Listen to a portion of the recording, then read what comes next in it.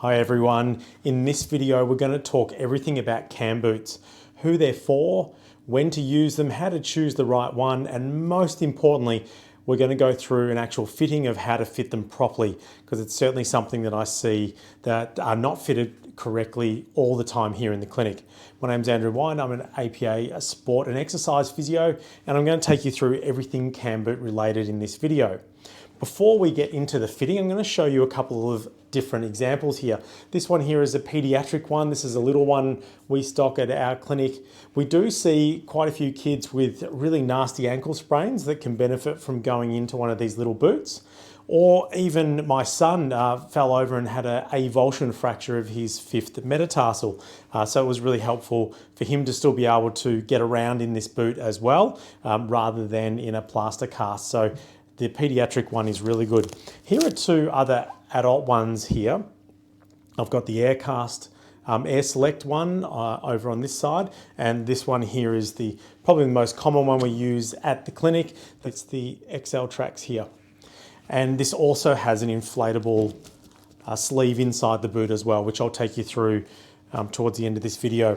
Now, cam boots come in both short and in tall, and you're going to want to decide which one is the best one for you. And the way we decide this in the clinic is by working out where the injury is. So cam boots are really helpful for a whole host of different things, and I'm sure you've seen them everywhere out in the streets. It seems like every second person has one. Ankle sprains, really nasty ankle sprains, so we use them to deload the ankle sprain in the early stages, so potentially 7 to 10 days is a sort of a common for an nasty ankle sprain, that is, or a syndesmosis injury, a grade 1. We'll use them for fractures all the time instead of a plaster cast, and this allows the boot to be removed and skin checks, etc. Of course, these generally tend to be non-displaced fractures. Achilles ruptures and post-operative rehab as well. We'll also use them for that too. And a whole host of foot issues, metatarsal stress fractures, avulsion fractures, plantar fasciitis even is quite helpful for really debilitating plantar fasciitis or heel pain. You can put them in a boot for up to a couple of weeks to deload them.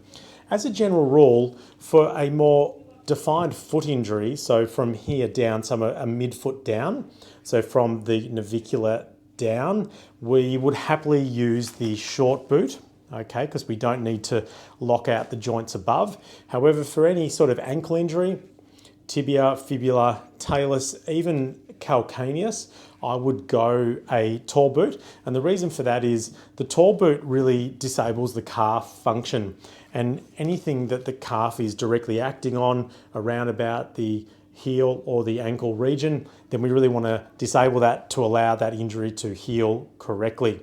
So foot fractures or foot issues, then you can go the short. For ankle issues, you want to go the tall. Now, which one to choose? This one's quite expensive. This one is less expensive, but there are some features of this one that make it a little bit more appealing. It's lighter for a start. If you're going to be in this for 6 weeks or even 8 weeks, then you're going to want to choose the best one you can afford, because it makes a big difference for your comfort. There's some other features of this one compared to this one that I'll like as well, and that is it's a lower profile through the bottom, the midsole here as well, so you sit closer to the ground. The reason that's important is when you go into a cam boot, there is significant height difference between the side in the boot and the side that is out of the boot, and this can really upset the hips, the pelvis and the lower back. So if you do go into a boot, choose the lower profile one if you can afford it, and if you cannot, that's okay. We use these all the time, but we really make sure that we tell our patients to boost up their other shoe. So wear a shoe that has a significant midsole in it or a small heel. If not, put a heel raise into that shoe as well to get your hips more level. That's really, really important and often overlooked as well. Now, cam boots or walking boots have a rocker sole on them, or a camber, hence the name. So this curved sole allows you to roll forwards and get some propulsion without actually using any of your foot or your calf to push off and get that propulsion. So you're supposed to roll through it a little bit like a downhill ski boot. So there you have it. There's some different types of boots. I'm going to show you precisely now how to fit it out really, really well and get a nice snug fit. So we've sized you up and we've done our approximate little measurement here. And because of your foot size being what it is, it's just going to make it. If we go higher, however, as I was just letting you know, if we go higher, then the struts on the side of the boot also come up. And if we palpate where the fibula head is here, if they come up any higher than they already are going to be, we're potentially going to compromise the common peroneal nerve here. So we're going to put you into a medium, all right? First thing we want to do is, once you've got the right size, is take the Velcro off and always stick the Velcro back onto itself, like so, because the Velcro is so sticky that it gets attached to all sorts of different things. So I like taking the straps right off for this first one. Good, so sticking them back onto itself and just lay them out in order so you know where they came from. And let's top one. All right, take this right off like so. So in this particular model boot, the top strap's attached and sewn into the boot as we've got the pump there, so you can't take that bit off. So now we've got two parts. We've got the shell and we've got the liner. For this first time fitting, they'll be separate, but pretty soon they'll be glued together or Velcroed together, and then they'll be one from thereafter. All right, so at this step, you can hold these apart and the patient can put their foot in there and just do another little size check. So we can see that the toes are just at the end here. This is actually going to be perfect. Because of the thickness of the padding, the toes will come a little bit further forwards, and as long as they're just near the end, even if there's a tiny bit of overhang, that's okay. If they're too far back, then you'll find you'll swim in the boot. There's too much space. But if they overhang way too far, then you tend to claw on the end, and that's not a great fit. So it's just a bit of compromise. Now, the other little tip here, depending on what injury you're putting in here, you've got to be a little bit careful that they can actually get into the right position, because a cam boot typically will put you at 90 degrees on the ankle there. And so you've got to make sure that the ankle can actually get into that position. If it can't, we're going to have a bit of a problem, because these struts will be on an angle. You'll be stuck like this. So if the Achilles, for example, is too tight or shortened, or the calf is too tight, or there's been an ankle fracture that's been really limited in movement, then what you're going to need to do is put a wedge in underneath the heel, which will lift you up a little bit higher, exactly like that, and we can still get these struts in line with your tibia and fibula. So they've got to be in line with those, all right? But because for this fitting you're okay, you can get into that position, we're all good. So the next step is to put the liner on. Most boots, depending on the brand, come with a few little extra pads. That's if something's a bit tight here inside the boot, we can put them in, or you can thread them onto the pads. So if you're getting compression, on the strap. So if you're getting compression from the straps on the shin, you can thread it through there as well. All right, next we put your foot right in the liner and we make sure it's right down and back. I'm going to pick this one here. This doesn't have the little cutout, and that should go across the front. Close the liner down. Close the liner down. Good. Make sure this is around here. That should be there. Okay. And now you're in the liner. Next step is to attach the shell to the liner. So you hold them apart. The patient puts their foot right down and make sure it comes all the way back. All right, so it's got a rest in there.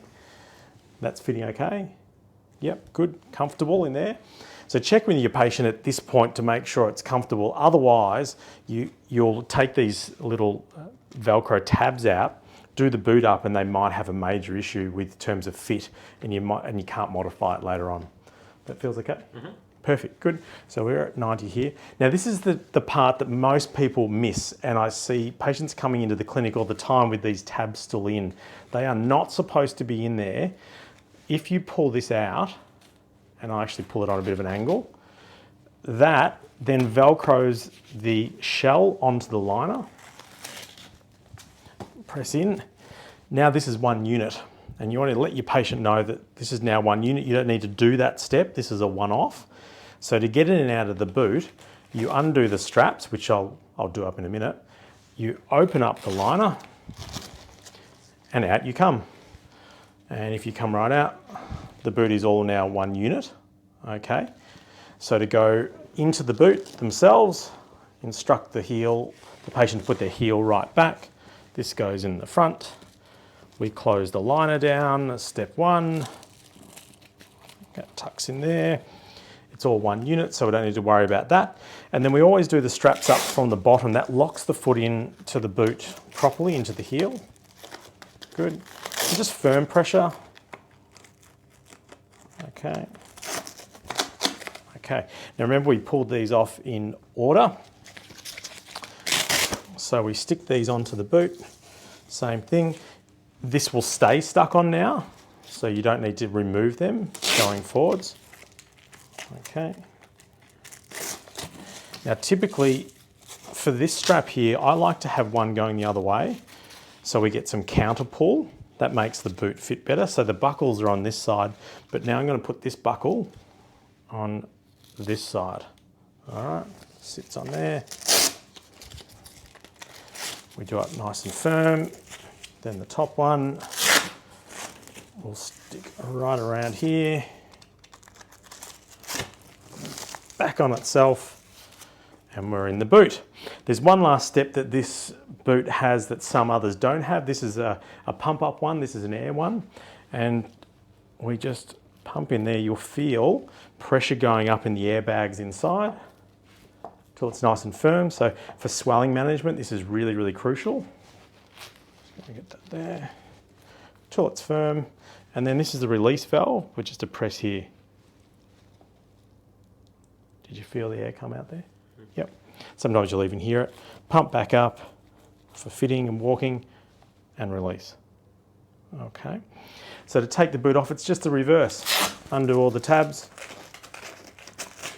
Okay. Stick the Velcro back on itself. Velcro back on itself. Velcro back on itself.